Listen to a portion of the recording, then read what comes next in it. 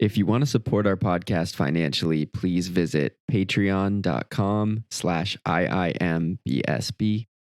Also, email us with questions or ideas at imaypodcast@gmail.com. Today, our good friend Ramesh Srivastava of the band Voxtrot returns, and we talk about his relationship and what it's like to be in one after seeking it for so long. Also, find some great resources that we mentioned in the episode notes. Welcome to If I May Be So Bold, a podcast about relationships. I'm Dan Epstein, recording artist, Enneagram 4 at ADHDJ. I'm Justin Waring Crane, model, actress, singer, dancer, mathematician.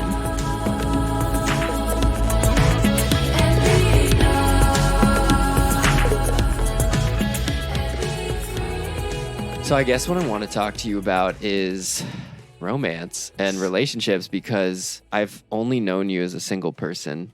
Yeah, me too. I've only known me as a single person. Right. So you're getting to know your relationship self. I'm in what our mutual therapist, Krish, calls movie number 2. Yeah. When do you think that started? I mean, it would be really easy for me to say that it started when we moved in together. Mm-hmm. I think that might actually be true. Really? Well, I guess I feel like it really started when I think there was a point at which we decided like we're definitely exclusive. But the fact that I don't remember when that was means that movie number 2 maybe more officially started when we moved in together. Yeah. So we've talked about this on another episode, but movie 1 and movie 2 are like, movie 1 is basically the euphoric period of like meeting someone and falling in love with them. Movie 2 is like when it's kind of like the music stops and you're left with yourself and that person. Oh God, this mosquito. This mosquito is extremely ambitious. Yeah. But hopefully its ambitions take it farther afield.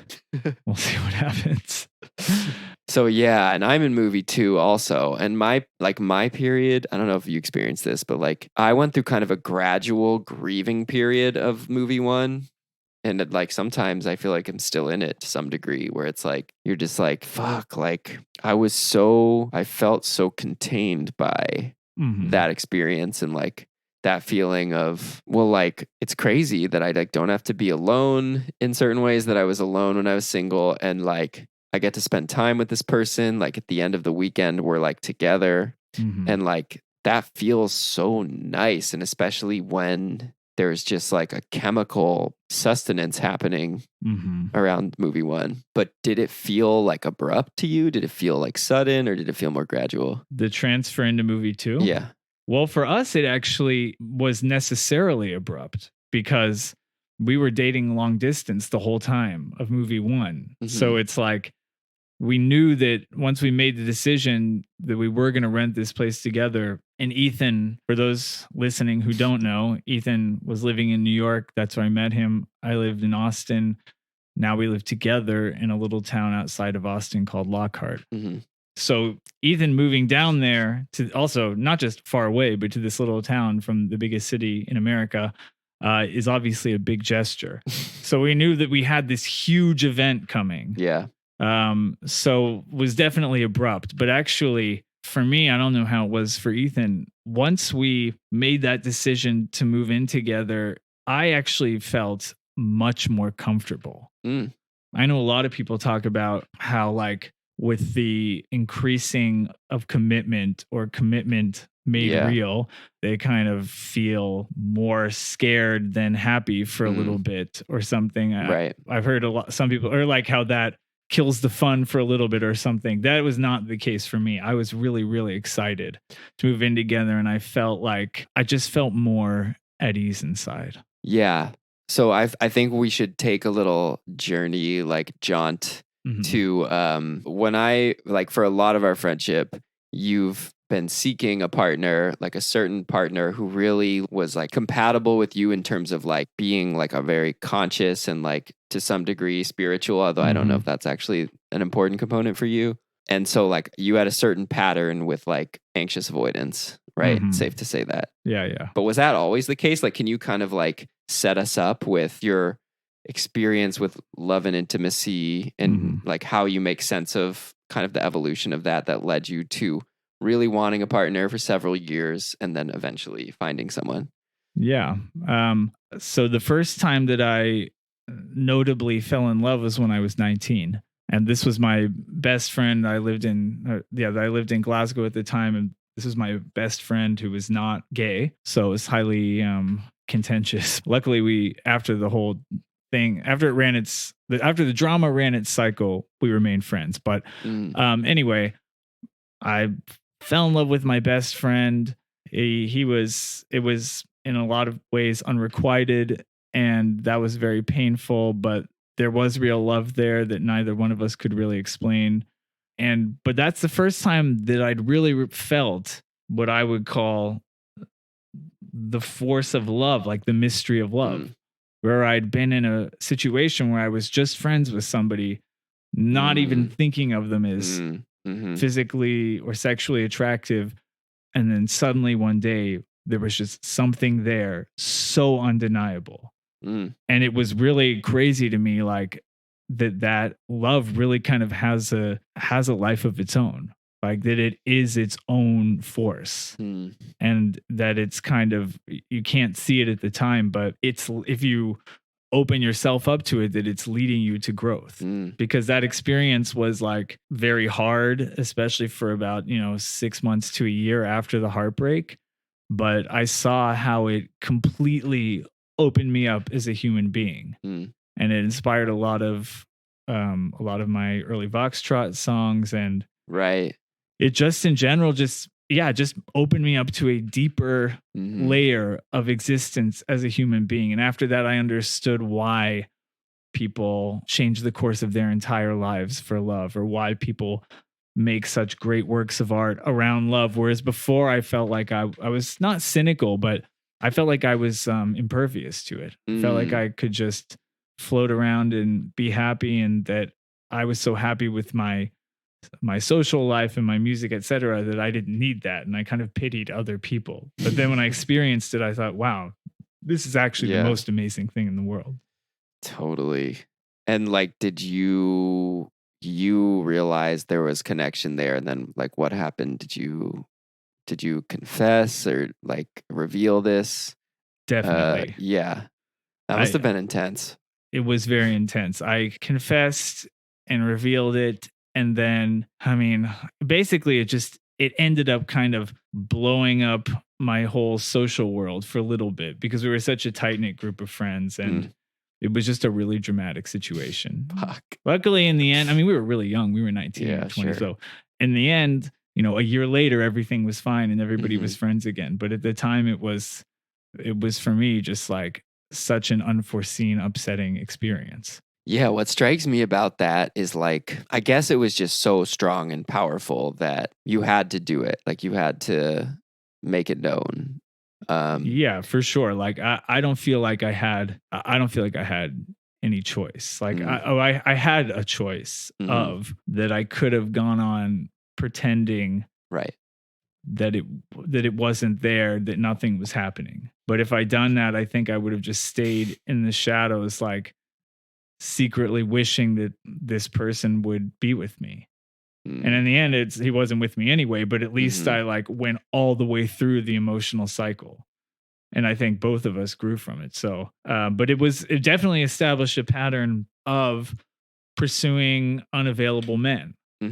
So, then from him, all the way from that age, 19 or 20 to 35, when I met the next significant guy, where I felt that same thing that was unmistakably love or unmistakably mysterious, that felt like it chose me.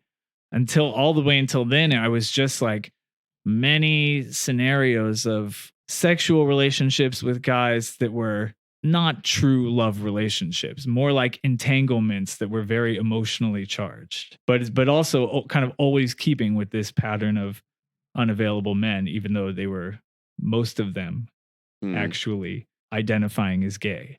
Right. With a small mix of confused men who were wanting to experiment or whatever, but not identifying as gay. Well, like, yeah, and I feel like stereotypically, right, like gay men aren't necessarily looking for what you were looking for. Or looking for like a true monogamous romance. Yeah. I think that you're right. That is the stereotype, but I feel that that is a stereotype that has been, speaking from my own experience, that has been thrust upon gay men, whether or not that's really what their heart wants. Sure. I remember recently I was watching that documentary, Gay Sex in the 70s, and they're interviewing these guys talking about this kind of golden age of sexual exploration in New York just before AIDS. And they're talking about being in the bathhouses and how incredible it was, and like how many people you meet in one night.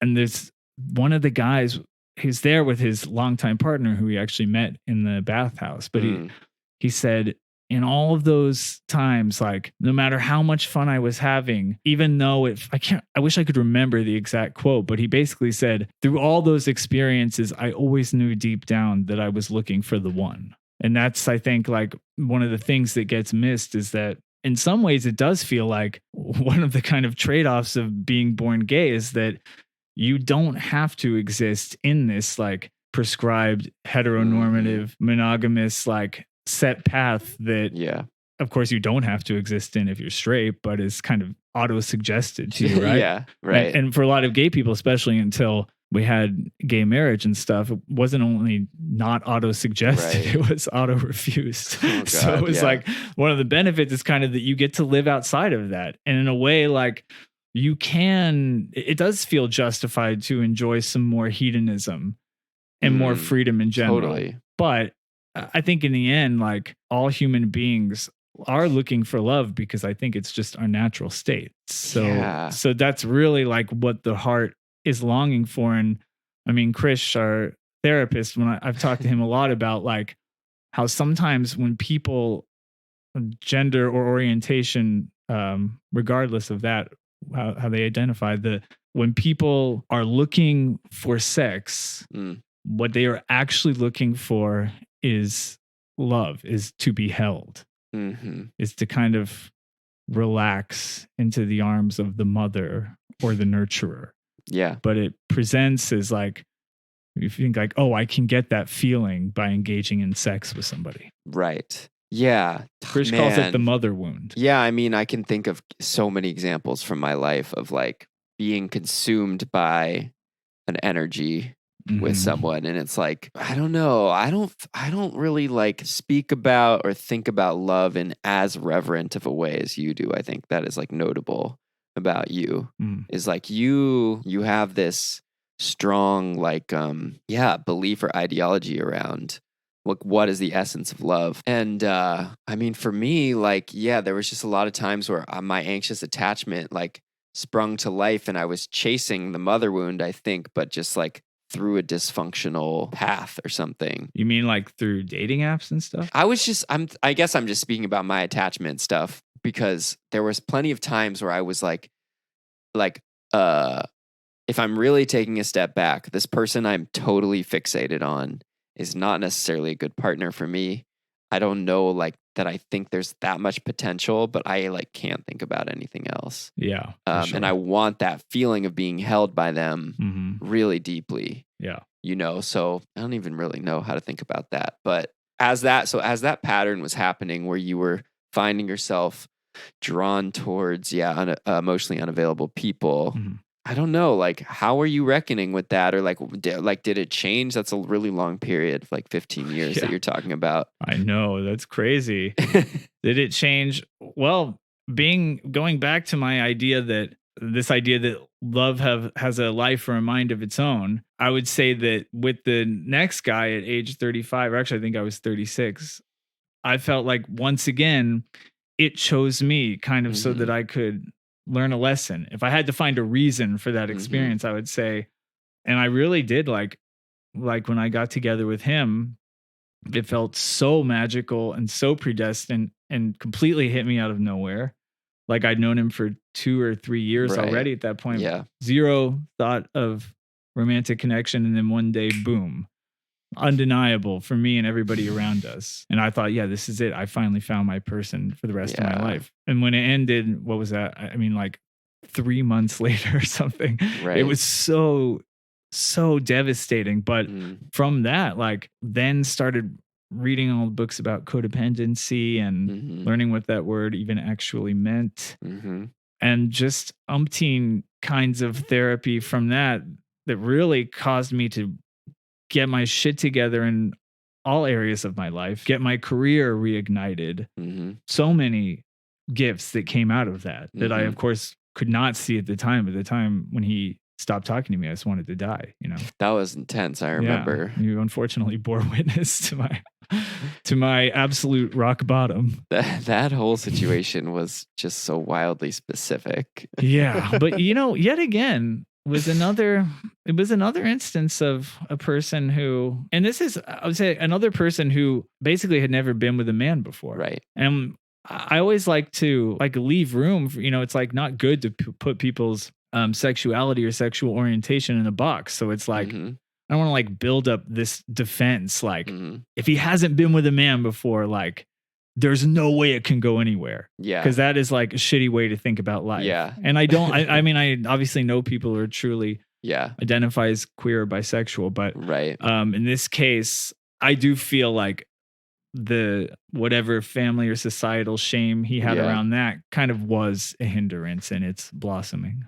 But it was in any case, you know, for a number of reasons, it was still the pattern of just in general somebody being unavailable. Right. But I feel like there was an element to it, and tell me if I'm wrong, of like, it was so beautiful that like something was being awakened in him in this connection. And it is beautiful. Yeah. And I mean, one of the huge lessons with him, and I think it applies to so many people who feel like they're constantly pursuing someone they can't have, or they're in these situations where it's high drama and it feels like you're waiting for somebody to like wake up and see the light, is that the definition of somebody being available is not just them being single. Like the definition of somebody being available is them like actively wanting to go on a growth journey with you. And you, now that I'm with an available person, it is like night and day. Now that I see it so clearly now.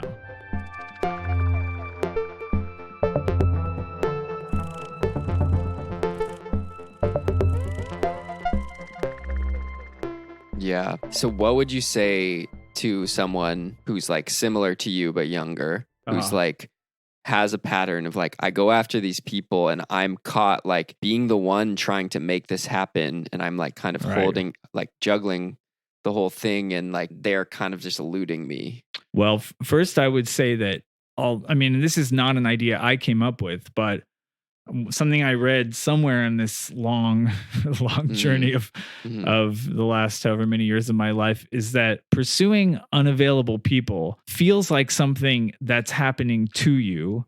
Feels like, well, I don't know, it's not my fault. Like I met this person and I can't explain it. It just like this spark just happened between us and it's a fucked up situation, but blah, blah, blah. In reality, like that is actually, it's an expression of a lack of self-worth. Like there's a thing in choosing to engage with or date or continue to pursue somebody who you know is a losing battle. It's that you are unconsciously setting yourself up to feel bad. You're setting yourself up to be hurt, and you know it deep down. And so this is what they say about all people who pursue unavailable people, is that you know, even though it feels like what would make it feel better would be like, why can't I just meet a great guy? And then it would hypothetically not be lonely anymore. And it's like, yeah, I deserve to be loved. But it's this weird thing where it really is a change on the inside that is required to change the seeking behavior.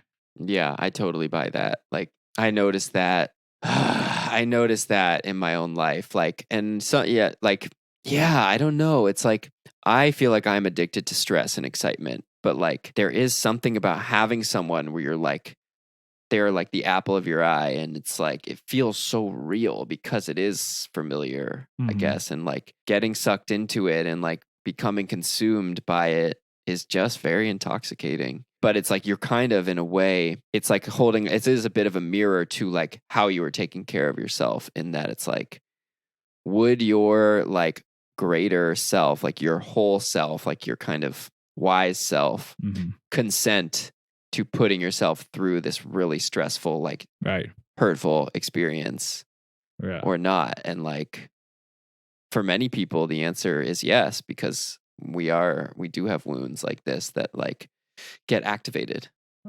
You're saying like in order to grow, you have to activate the wounds? No, I'm not saying that. I mean, that's probably true though.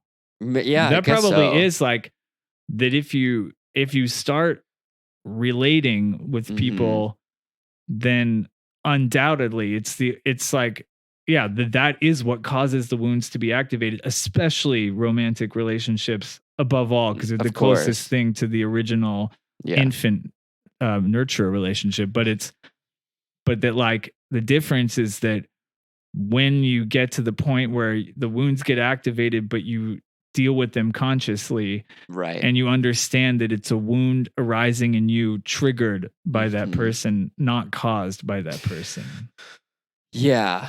Well, I guess what I was trying to say is like most people would consent to it in the moment, like practically, but like if they were able to like see it from a bird's eye view or whatever, remove themselves from themselves for a second, then like you would see how destructive of a pattern that is. But it's really hard to see it in the moment. It's like so many people, especially when you're young, are just gonna like, all right, I'll take it, you know, like yeah. Well, I think that's because you think that that's what love is. Totally.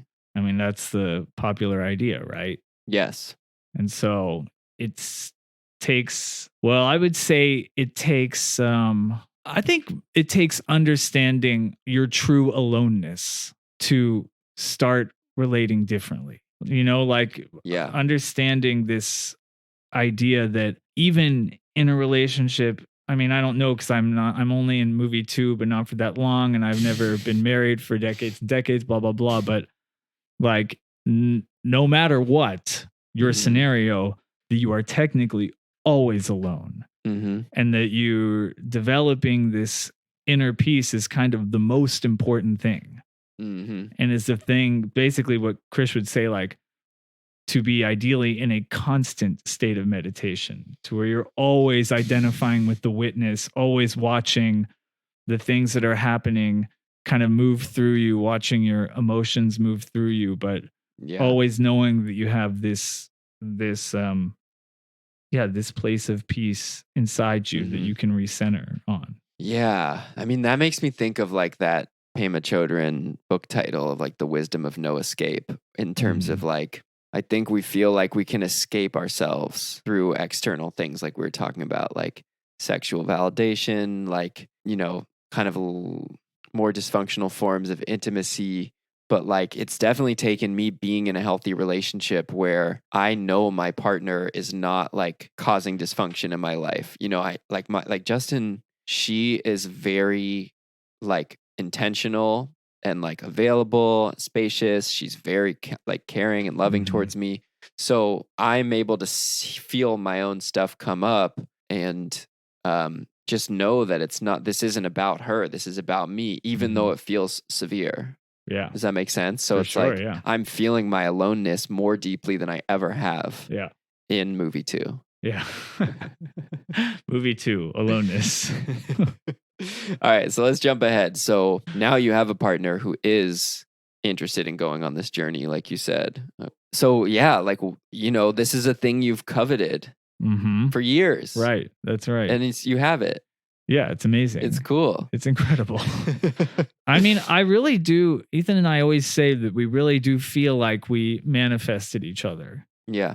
And I know manifest is a very contentious word, I think. I think probably some people, they hear that word and just instantly they just hit the skip button. But I think if we can, I mean, I don't want to criticize anybody's particular version of manifestation, but I think if we can take it out of the realm of imagining that you're casting a spell. Right. Well, yeah. What are you saying then? So what I'm saying is that I think you can, like, if your consciousness is necessarily linked with all of existence, then you can kind of view it as like you're encountering the things that you need for your growth. And so like your level of internal health, well, I guess what you could, like the John Bradshaw definition of your spirituality is your inner life. That the more, the healthier you are inside, then most likely what's happening in your external life is going to kind of mirror that, That does seem to be the case. Yeah. I'm not saying that I have a foolproof mathematical formula for it, but sure. it feels like, well, it basically feels like if you're trying to manifest anything in your life, that really it's that you need to work on yourself. If you're trying to manifest anything in your life, the answer is working on yourself. Yeah, the answer is working on yourself and then taking right action. Right. That seems to me to be the deal. That like if I'm trying to, like, for example, when I was trying to manifest a boyfriend for so many years unsuccessfully and kept manifesting all of these unavailable men, in the end, it was like, well, until I was really willing to dig into my psychology and to actually change so many aspects of my life and to get my shit together and basically get myself to a point where I didn't feel like I needed somebody. Right. At the most basic description, didn't feel like I had this hole inside of me. And I'm not saying I've completely cured it. I still feel it sometimes, but like not feeling like I was just walking around with this big need, basically believing that I couldn't take care of myself. And that in a way, like after working on all that stuff because I remember saying to Chris in, some session, like, I'm doing that. Where is he? Like, where is my guy? Right. And Chris was like, no, that's not how it works. He's like, the way it works is you work on yourself. You figure out what your values are, my ducks, as he called them. You get your ducks in a row and you go out dating, bring your ducks with you. And then you have to not accept the things that do not respect your ducks.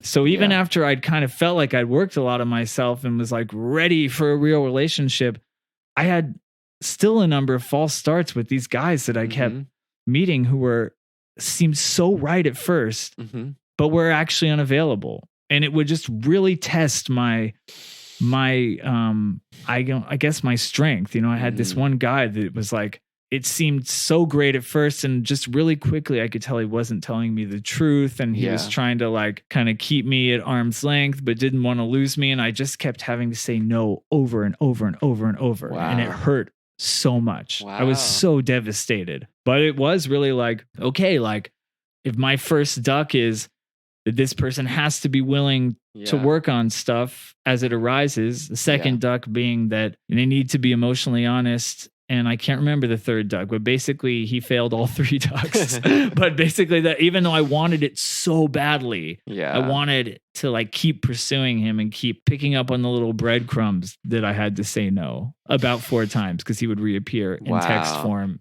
every 2 or 3 weeks. I mean, yeah, I know. Like, well, I was like so zealous about when my 9-year relationship ended, and I virtually had not spent any time alone up until that point because I went straight from college into this like really enmeshed relationship. I was like, I don't get how people can marry or like stay with the person that they link up with when they're so young, because that feeling of wandering through the woods by yourself is kind of like not like anything else. And there's another type of no escape. It's just like, okay, like I'm going to like eat shit for a while and like, at some point get tired of that. Right. I mean, maybe some people do it successfully in relationship from a young age, but I would mostly agree with you. Like I don't, I mean, my story is obviously way different than that, but I don't understand it either. I think it would be a different feeling. Right. But pretty compelling that have that experience of like, because now that I'm in a relationship, I'm like, oh, this is like a whole other set of experiences that I could not figure out by myself either. Right. Or like, you know, I'd be confronted with if I wasn't in this situation. So what's relationship you like? Like anything surprising so far? I guess well, I don't know if this really answers the question of what relationship me is like, but I guess one of the most surprising things is just how much bravery it takes. Mm. Because I find that in a lot of ways, it's easier to be single. Mm-hmm. Even though that seemed when I was single for so many years, and I just felt so envious of every friend I had in a relationship. You realize that once you're in a relationship, and especially if you live with the person, that like the times when you want to run away, when you are triggered and you don't feel like being fully exposed, that you forget that back then when you were single, you could just you just leave the party and go home and, well, I don't know, watch something on TV or whatever, you know what I'm saying? Like, or go to a bar and meet some friends. And then you don't have to like continually show up to this thing. And the thing about real commitment is that you do have to continually show up. And even if you can't talk about it anymore that night, the next morning you have to talk about it and you have to like work through it. And then so far, it seems like every time we do work through it, I feel just even closer to him and even happier to be in the relationship. But the feeling of when it is tense and when it feels rocky, or when a problem comes up, the feeling of anxiety can just be so intense and feel so unrelenting. Yes.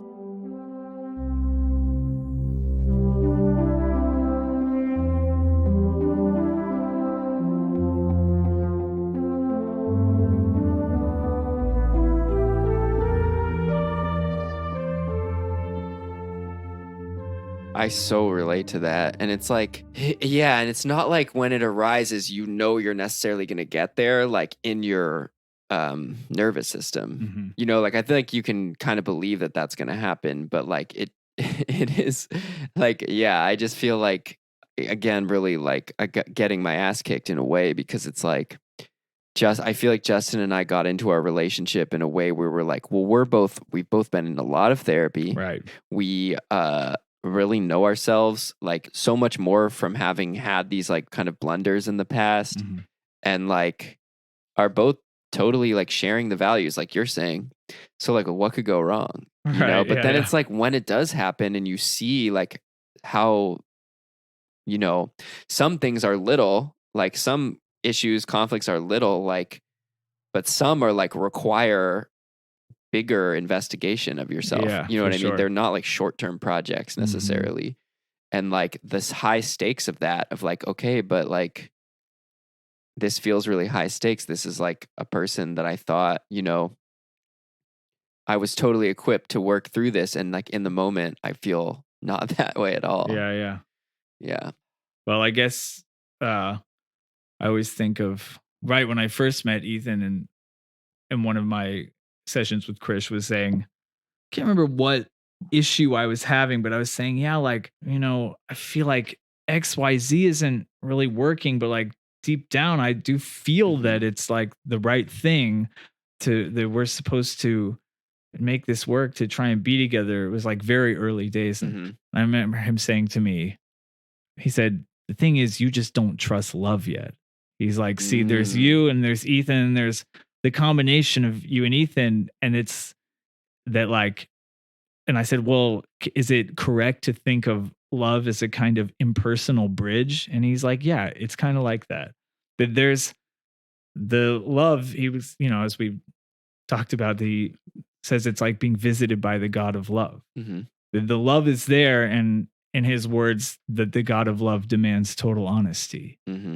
That it's like whatever's coming up, that love is inviting you to talk about it with that partner, to share it and to work through it, which will cause both of you to grow despite being uncomfortable. Yeah. And then the love is stronger. But that it is like, that's what helps me a lot when I'm in a state of not knowing what to do with something in our relationship, or it feels rocky. It actually really helps me to just think of, okay, I trust that love is what is calling me to this and that it's important to go through this. Yeah, I mean, there's times where it's like I just feel like I don't like the version of myself that's coming out. Have you had that experience? Of course. Yeah.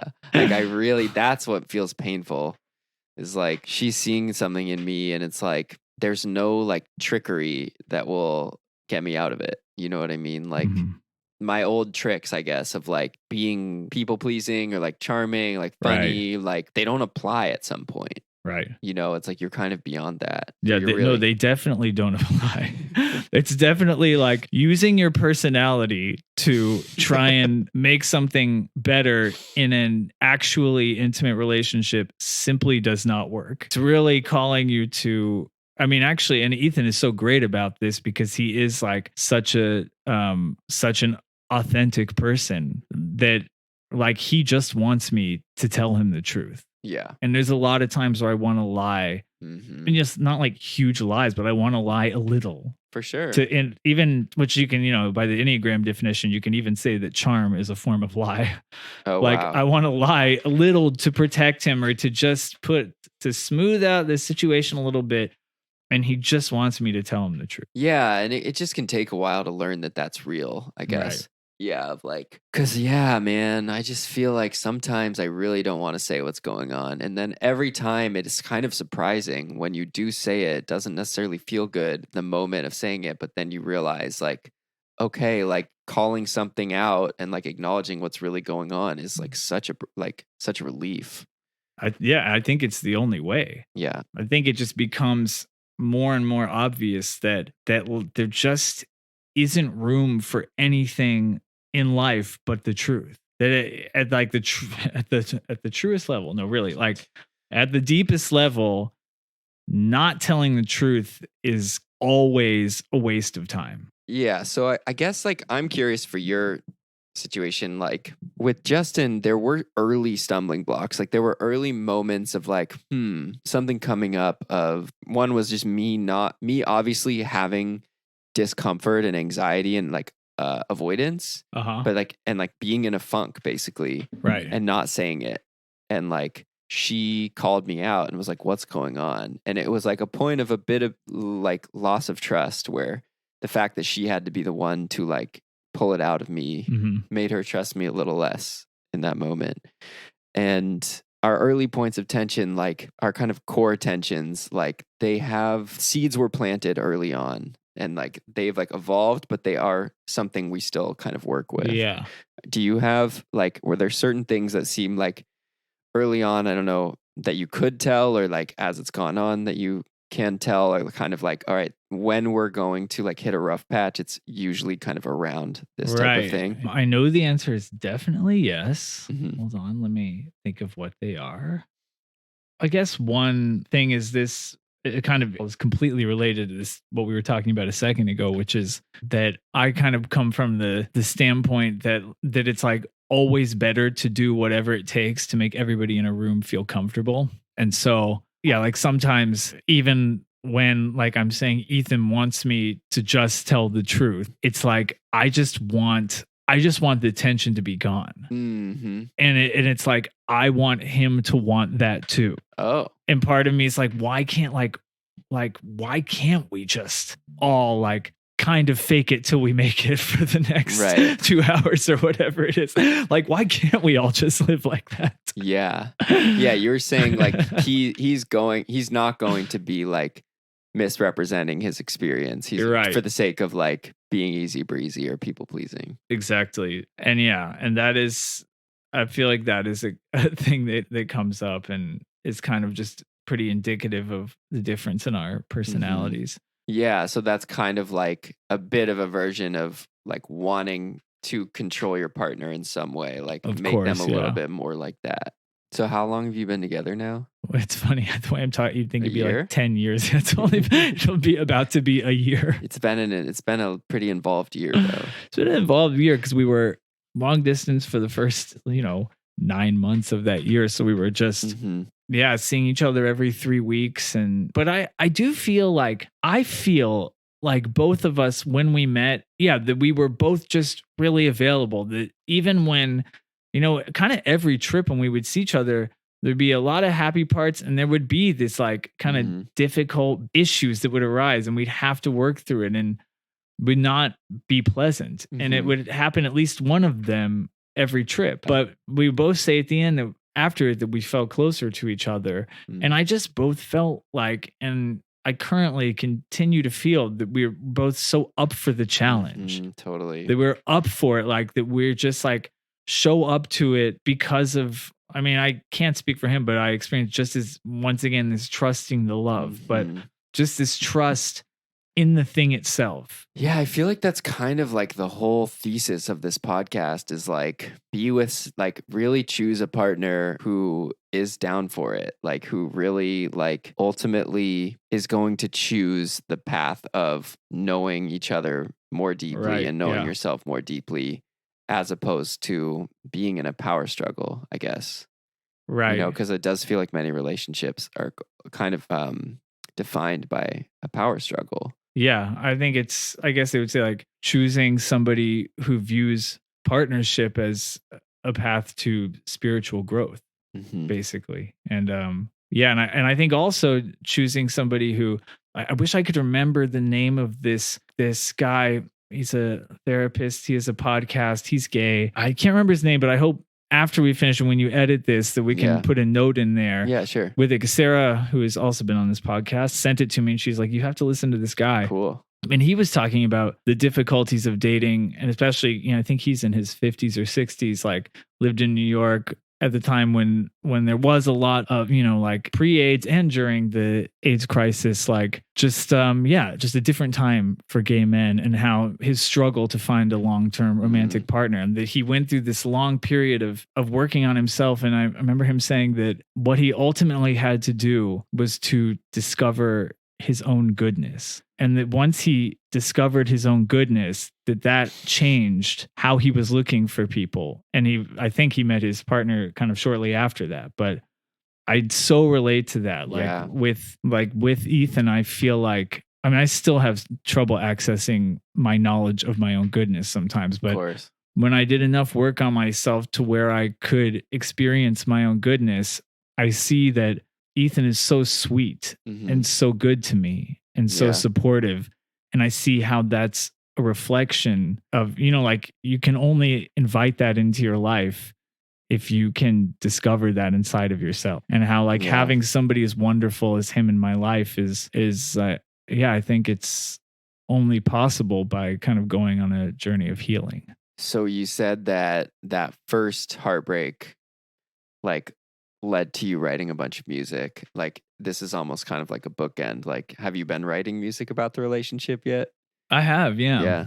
Cool. How's that feel? Well, I haven't written like a straight up, just full blown obvious love song yet. An I Love You Babe song. Oh wait, that's funny. I was about to sing the Generational song, so I tour with them. Oh. I love you, baby. No, I have not written a straight up love song. I have written, though, kind of in a number of the new Voxtrot songs, is stuff about how this new chapter of being in a true relationship feels like the next big adventure for me. Yeah. How this is like, it's kind of like leaving behind some long period of my life that was more like where the adventures felt based in hedonism and like, who is the next person I'll meet and where's the next place I'll go and like what cool thing will I be invited to. And it's a bit more now like I can tell that the adventure is internal, or the adventure is in the relationship and in the opening up to that. Yeah, I mean, I know we've talked about Krish a lot, but I just like kind of can't say enough. He's the best. Of like Krish and his partner Amana, like you just don't hear those types of voices very much, of like an older couple who is telling you like, you know, there is something for you here if you really are available to it, you know, and it's like it can go very deep. You know, I just feel like I mean, there's so much just societal like cynicism about marriage and like and long-term relationships and like humor around like I hate my fucking husband or whatever, you know. It's just like it's so different to get that from someone like that.